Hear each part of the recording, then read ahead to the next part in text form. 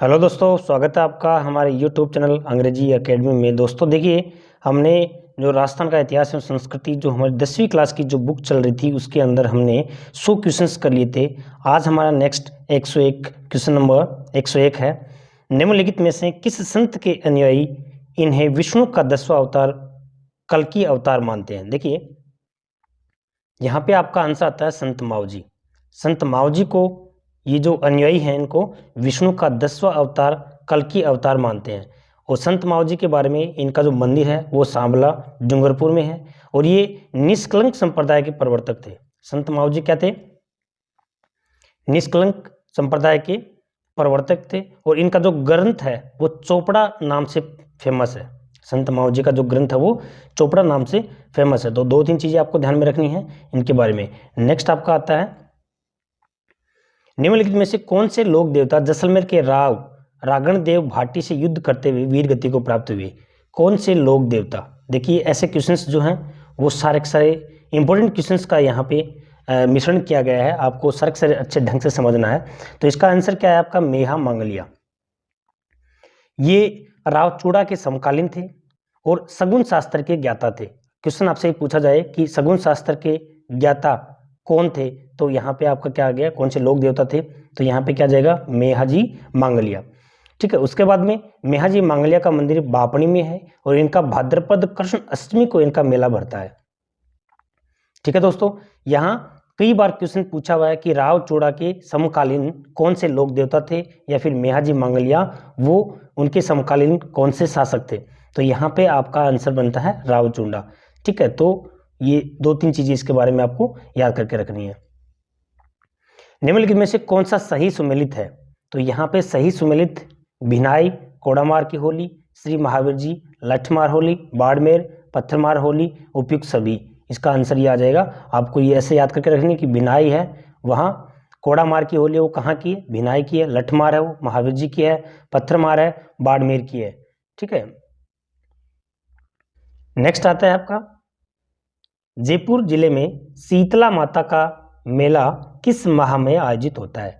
तो शीतला माता का मेला चैत कृष्ण सप्तमी या अष्टमी को। ठीक है। चाकसू सील डूंगरी में इनका क्या है? मंदिर है। और मंदिर का निर्माण किसने करवाया था? माधो सिंह ने। ये आपको ध्यान रखना है, मंदिर का निर्माण किसने करवाया? माधो सिंह ने। बहुत बार क्वेश्चन आता है।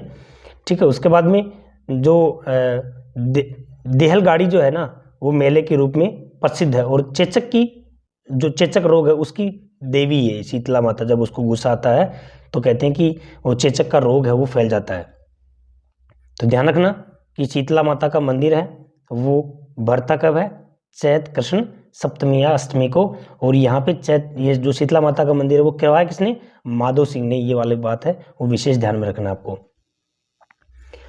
क्वेश्चन नंबर नेक्स्ट आता है आपका, मूर्तियां शरीर के किस हिस्से में पहनी जाती हैं? तो देखिए दोस्तों, मूर्तियां हैं, सबसे पहले आपको ध्यान रखना है कि मूर्तियां हैं ये पुरुषों का आभूषण है, पुरुषों का है सिर्फ मूर्तियां। तो मूर्तियां हैं वो पुरुषों के कान में पहनी जाती हैं। कान में जो पहनी जाती हैं, जो महिलाएं पहनती हैं कान में वो तो बालियां बोलते हैं उनको, और इनको पुरुष पहनते हैं उनको हम क्या बोलेंगे? मूर्तियां बोलेंगे। अन्य जो हैं वो लौंग, झाले, छलकड़ी ये हैं। और एक बहुत बार आता है पुरुषों के जो हाथ में पहना जाने वाला जो आभूषण है वो है नरमुख। कौन सा है? नरमुख है। कई बार आपसे क्वेश्चन पूछते हैं कि नरमुख है वो कहाँ पहना जाता है? तो ये सिर्फ पुरुषों का आभूषण है और वे हाथों में पहना जाता है। ये दो तीन चीज आपको ध्यान रखनी है। जोधपुर शैली में चित्रित रागमाला चित्रावली का चित्रांकन किसके द्वारा किया गया था? देखिए जोधपुर शैली का चित्रित रागमाला, तो ये तो आपको ये ध्यान रखना है ये जो चित्रित रागमाला है वो किस शैली का है? जोधपुर शैली का है। ठीक है, ये आपको ध्यान में रखना है। दूसरी चीज यहाँ पे वीर जी, पाली के वीर पुरुष विठलदास संपावत, पाली के वीर पुरुष विठलदास संपावत थे ना, उनका यहाँ पर उनके लिए ये चित्रांकन करवाया था। ठीक है, तो देखिए ये तो आपका क्या हो गया? मारवाड़ का हो गया। ठीक है, जोधपुर शैली चित्रित रागमाला किसके द्वारा? वीर जी। और ये क्या थे? यहाँ के जो शासक थे। ठीक है, यहाँ के शासक कौन थे? विठलदास संपावत, उनके ऊपर ये चित्रांकन करवाया था। ये तो हो गया आपका मारवाड़ का। दूसरे क्या हुआ? एक मेवाड़ के, यहाँ पे रागमाला दूसरा का है, मेवाड़ का है, उनका चित्रकारी किसने करवाई? निसारउद्दीन ने। और किसके शासनकाल में? महाराणा अमर सिंह। ठीक है, ये 2-3 चीजें आपको ध्यान में रखनी है।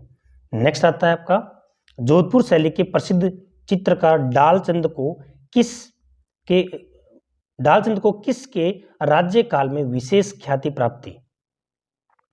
ठीक है, यहां आंसर आ गया आपका अभय सिंह। आंसर क्या आ गया? अभय सिंह। ये जोधपुर शैली के प्रमुख थे, ये भी ध्यान रखना। ठीक है, और देखिए इसके अंदर क्या क्या खास बात है। यहाँ के जो अन्य जो चित्र थे, ढोला मारू, मुम्मल, महेंद्र, रूपमती, बाज बहादुर, कल्याण रागिनी, ये क्या थे? अन्य चित्र थे। ठीक है, और यहाँ पे क्या थे? भाटी ज्यादा थे। भाटी जोधपुर में जो है ना, भाटी ज्यादा थे। तो यहाँ पे अमरदास भाटी, डांगा भाटी, राम सिंह भाटी, शंकरदास, माधोदास, शिवदास, ये भाटी शासक हुए थे। कई बार अमरदास भाटी, शिवदास भाटी वाला क्वेश्चन है वो पूछा गया है, इसलिए ये सारी चीजें हैं आपको विशेष ध्यान में रखनी है। बूंदी चित्र शैली में चित्रशाला का निर्माण किसके समय में हुआ था? तो बूंदी चित्र शैली में राव उमेद सिंह। किसके शासनकाल में? राव उमेद सिंह। बूंदी जो चित्र शैली है उसमें एक रंग महल है। ठीक है, एक रंग महल है। तो रंग महल किसके द्वारा करवाया गया? छत्रसाल के द्वारा। राव छत्रसाल ने उस रंग महल का निर्माण करवाया था। उसके बाद में अन्य जो चित्रकार हैं वो सुरजन, अहमद अली, रामलाल, किशनलाल, साधुराम, ये यहाँ के क्या है? अन्य चित्रकार हैं। ठीक है, नेक्स्ट आता है आपका मांगीलाल मिस्त्री की प्रसिद्धि का क्षेत्र है। वेरी इंपॉर्टेंट क्वेश्चन है। मांगीलाल मिस्त्री है, उसकी प्रसिद्धि का क्षेत्र है कावड़, यानी कि कावड़ क्षेत्र। कावड़ के अंदर प्रसिद्धि किसने प्राप्त की थी? मांगीलाल मिस्त्री ने। दूसरा आता है श्रीलाल जोशी, वो फड़। ठीक है ना, दूसरा क्या आता है? उसकी फड़ के लिए कौन है? श्रीलाल जोशी हैं। तो ये 2 चीजें हैं विशेष आपको ध्यान में रखनी है। Question number next, colonel James Tod ने किस दुर्ग की तुलना सुदृढ़ प्राचीरों, बुर्जों, कंगूरों के विचार से एस्ट्रक्शन वास्तु से की है? तो इसका आंसर क्या आ गया आपका? कुंभलगढ़ दुर्ग। ठीक है, ये वाला भी इंपॉर्टेंट क्वेश्चन बनता है। नेक्स्ट आता है निम्नलिखित में से किस दुर्ग में तोपखाना मस्जिद स्थित है? किस दुर्ग में तोपखाना? आपको ध्यान रखना कि ये जो दुर्ग है, कौन सा दुर्ग है जिसमें तोपखाना स्थित है? तो क्या आ गया इसमें? जालोर का। इसको हम क्या कहेंगे? सुवर्णगिरी। ठीक है, जालोर दुर्ग को क्या कहेंगे? सुवर्णगिरी। दूसरा देखिए,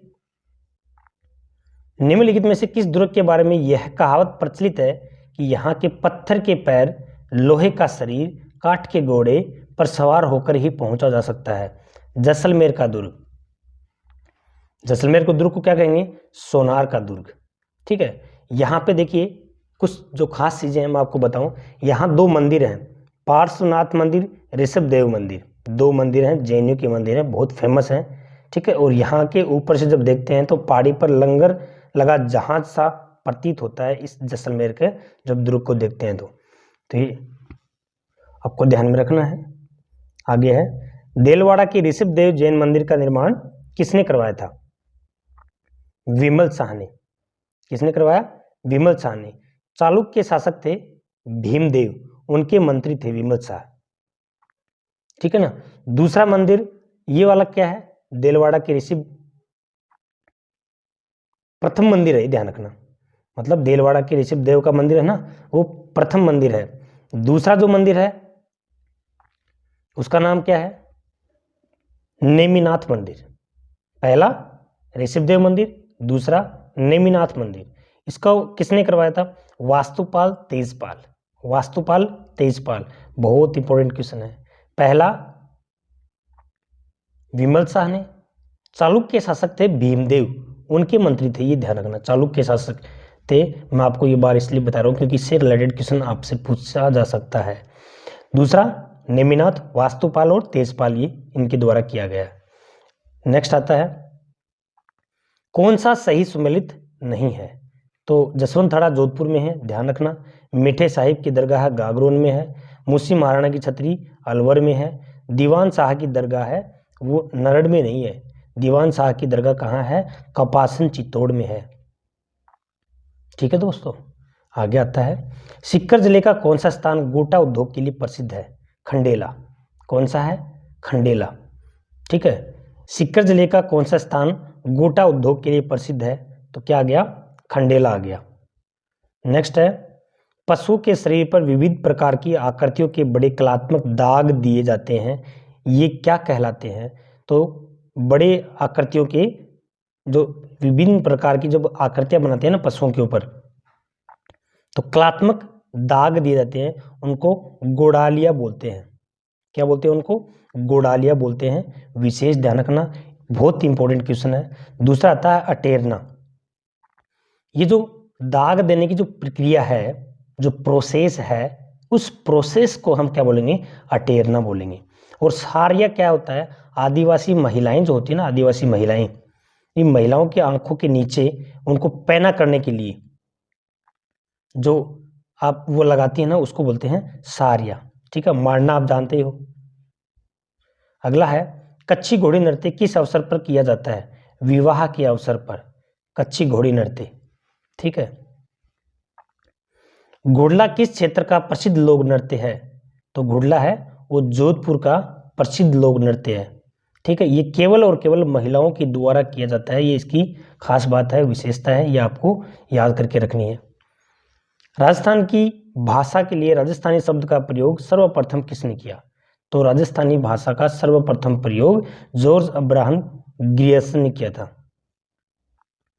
निम्नलिखित में से नागदमन नामक रचना किसने की थी? तो देखो, नागदमन, ये जो आंसर है इसका सायाजी झोला ने। ध्यान रखना, नागदमन नामक रचना किसने की थी? सायाजी झोला ने। नेक्स्ट है, कोटा चित्र शैली का स्वतंत्र अस्तित्व स्थापित करने का श्रेय किसको है? तो देखिए, इसका जो एग्जैक्ट आंसर है वो तो है महाराणा राम सिंह। कोटा चित्र शैली है, उसका जो स्वतंत्र अस्तित्व स्थापित करने का श्रेय तो राम सिंह को है। अब इसके अंदर आपसे एक खास बात यह है, कोटा चित्र शैली के अंदर एक यहाँ के शासक भीम सिंह थे, जिन्होंने कृष्ण भक्ति को महत्व दिया। आपसे क्वेश्चन ये पूछेंगे कि कोटा चित्र शैली में कृष्ण भक्ति को महत्व देने वाले शासक कौन थे? क्या आएगा? भीम सिंह। इसलिए वल्लभ संप्रदाय का प्रभाव दिखाई देता है यहाँ पे। कृष्ण भक्ति के कारण वल्लभ संप्रदाय है, उसका प्रभाव दिखाई देता है। तो ये थोड़ा दो बातें ध्यान रखना भीम सिंह के बारे में। उसके बाद में आता है कि कोटा चित्र शैली का चरमोत्कर्ष काल, मतलब चरम पे पहुंची, वो कौन सा है? उमेद सिंह। वो कौन सा आएगा इसमें? उमेद सिंह के काल में कोटा चित्र शैली है, उसका चरमोत्कर्ष काल है वो। तो आपसे, और यहाँ के जो चित्रकार हैं वो कौन कौन से हैं? रघुनाथ, गोविंद राम, डल्लूराम, लच्छीराम, नूर मोहम्मद। ठीक है, ये दो चार बातें इसके बारे में फेमस हैं, आपसे पूछी जा सकती हैं। कोटा चित्र शैली का स्वतंत्र अस्तित्व स्थापित करने वाले कौन थे? राम सिंह। ठीक है, कृष्ण भक्ति को, यानी कि वल्लभ संप्रदाय का जो प्रभाव दिखाई देता, कृष्ण भक्ति को महत्व देने वाले भीम सिंह। दूसरा, चरमोत्कर्ष काल किसका था? तो ये सारी बातें आपको, जैसे कि उमेद सिंह, तो ये सारी बातें आपको क्या रखना है? याद करके रखना है। ठीक है, यहाँ के पत्र जो चित्रकार थे रघुनाथ, गोविंद राम, डल्लूराम, लच्छीराम, नूर मोहम्मद, ये सारे आपको याद रखने हैं। नेक्स्ट है, राजस्थान में सर्वप्रथम आराइस आला गिला, यानी देखिए ये जो आराइस पत्ती है इसको आला गिला पत्ती बोलते हैं, इसको मोरकसी भी कहते हैं। कैसे पत्ती थी? यानी कि चूने का को घोटकर उसका एक प्लास्टर बना के और उसके ऊपर चित्रकारी की जाती थी, वो आमेर जयपुर। क्या था वह? आमेर जयपुर में। ठीक है, तो ये थोड़ा ध्यान रखना, ये आपको ये ध्यान होना चाहिए कि पत्ती थी क्या। चूने को घोट के ऊपर उसके ऊपर बनाए गए चित्र जो थे ना, वो थी आराइस पत्ती या फिर आला गिला पत्ती। कई बार पूछते हैं कि आराइस पत्ती क्या होती है, आला गिला पत्ती क्या होती है, इसको एक मोरकसी पत्ती भी बोलते हैं। अलवर के किस राजा के शासनकाल में मूलचंद तथा उदयराम विशेषतः हाथी दांत के पलकों पर सूक्ष्म चित्रण किया करते थे? हाथी दांत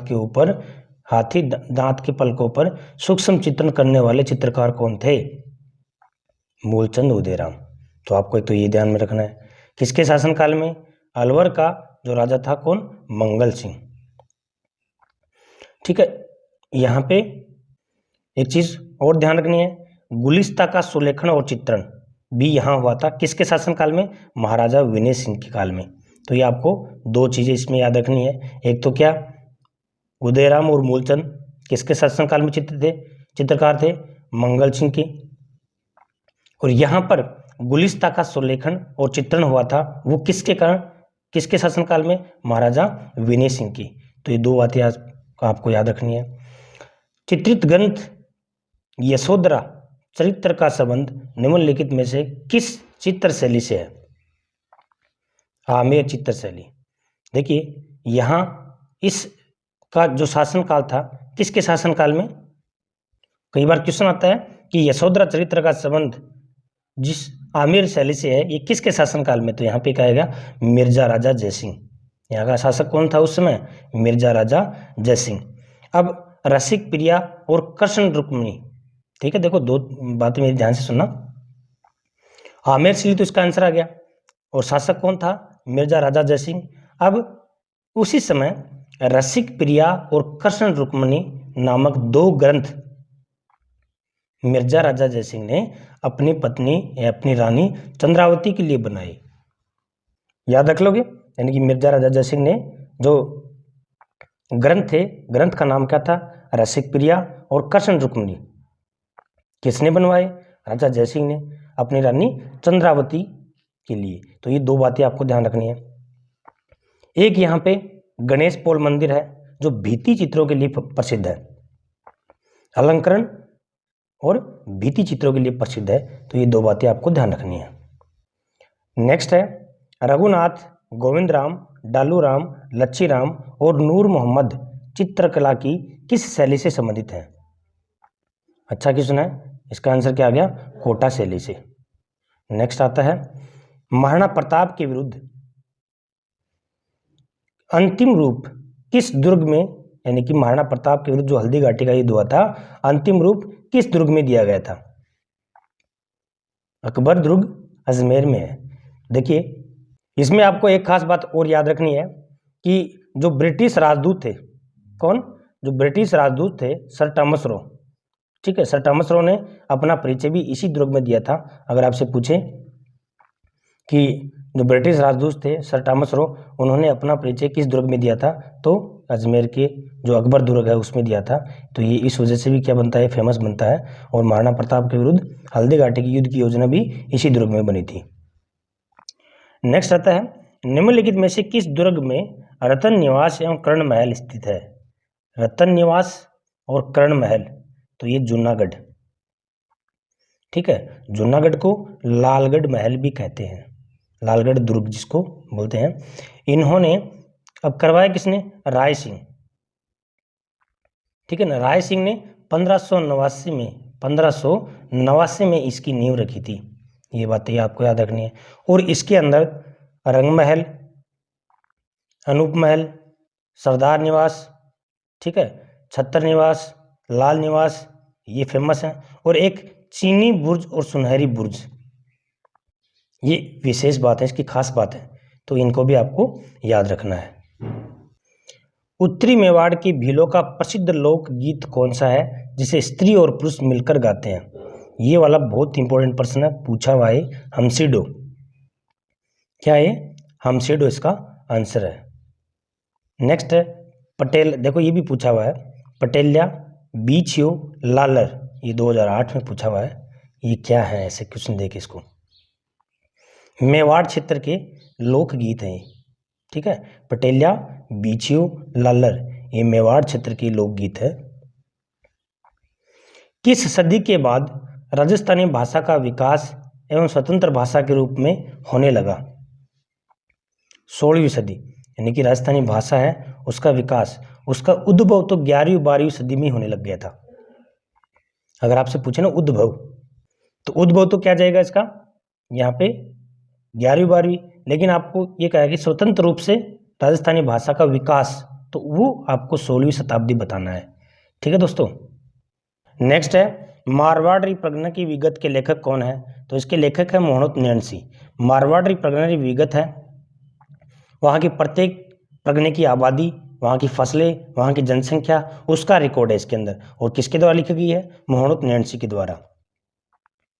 नेक्स्ट है, राजस्थानी का प्रथम आधुनिक गद्यकार किसे कहा जाता है? तो इसका आंसर क्या आता है? शिवचंद भरतिया। अच्छा क्वेश्चन है ये भी। शिवचंद भरतिया को राजस्थानी भाषा का प्रथम आधुनिक गद्यकार कहा जाता है। निम्नलिखित में से कौन सा सही सुमेलित नहीं है? अच्छा क्वेश्चन देखना। राज प्रकाश किशोर दास, महास्य प्रकाश आसिया मानसिंह, सूरज प्रकाश कर्णिदान, विशलदेव रासो, चंद्रवरदाय की नहीं, ये किसकी है? नरपति नाला है। किसकी है? नरपति नाला है, ये भी याद रखना है। नेक्स्ट है, निम्नलिखित में से किस ग्रंथ में बीकानेर के राव बिक्काजी से लेकर महाराणा अनूप सिंह तक का इतिहास संचित है? आंसर क्या है? दयाल श्री खात। दयाल श्री ख्यात है, उसमें बीकानेर के राव बिक्काजी से लेकर महाराणा अनूप सिंह तक का इतिहास है, वो इसमें लिखा हुआ है। नेक्स्ट है, युग्म सुमेलित करने। देखिए वेरी इंपॉर्टेंट क्वेश्चन है, इसमें युग्म सही सुमेलित नहीं है। वातायन बीकानेर, लहर अजमेर और भरतपुर। संबोधन है, संबोधन वो कहाँ का है? कांकरोली। यहाँ आपको याद रखना है, अलवर है ना, अलवर, अलवर की पत्रिका का क्या नाम था? कविता।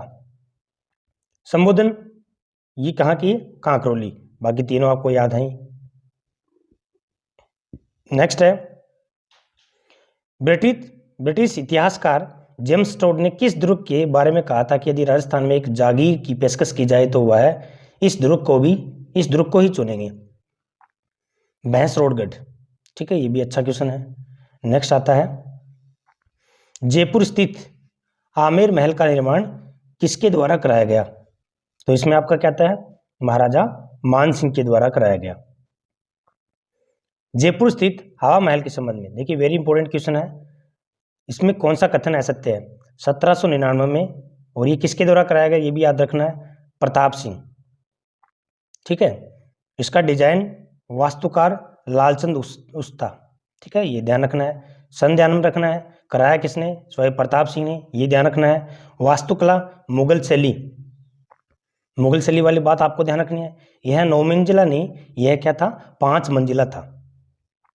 ठीक है, 9 की जगह है 5 कर लेना, फिर ये चारों पॉइंट आपको याद रखने हैं। स्वर्ग वेदी मीनार किस जिले में स्थित है? तो स्वर्ग वेदी मीनार जयपुर जिले में स्थित है। नेक्स्ट है, राजस्थान सरकार द्वारा टोंक की सुनहरी कोठी एक महत्वपूर्ण ऐतिहासिक स्मारक कब घोषित किया गया?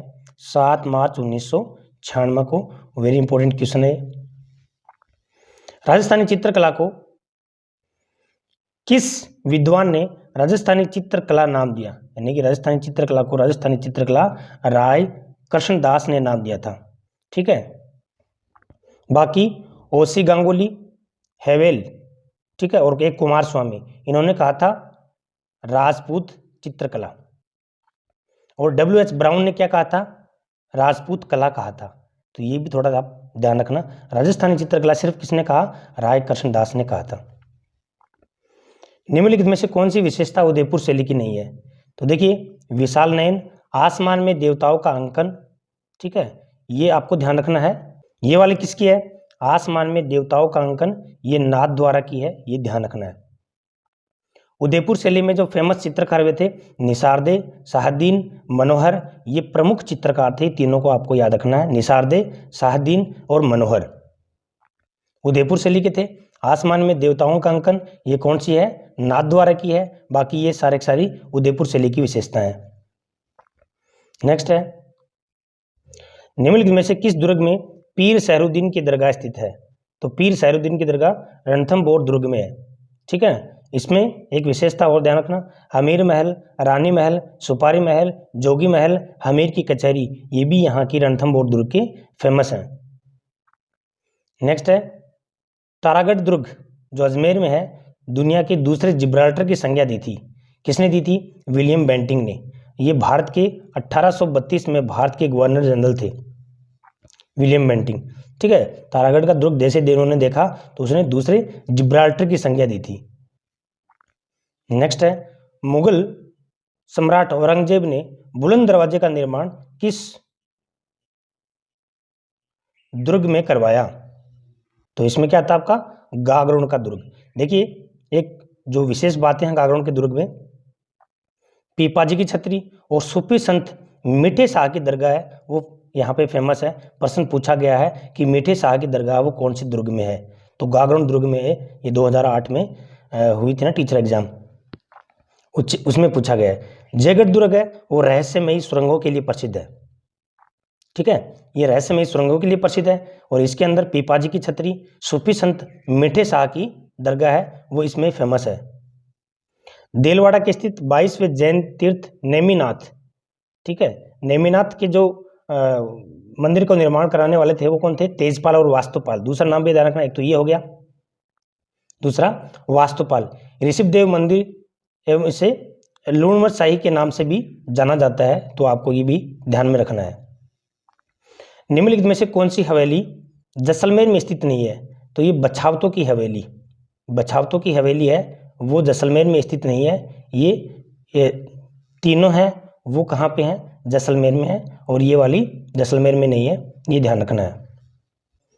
कौन सी हवेली बिसाऊ में, झुंझुनू में नहीं है?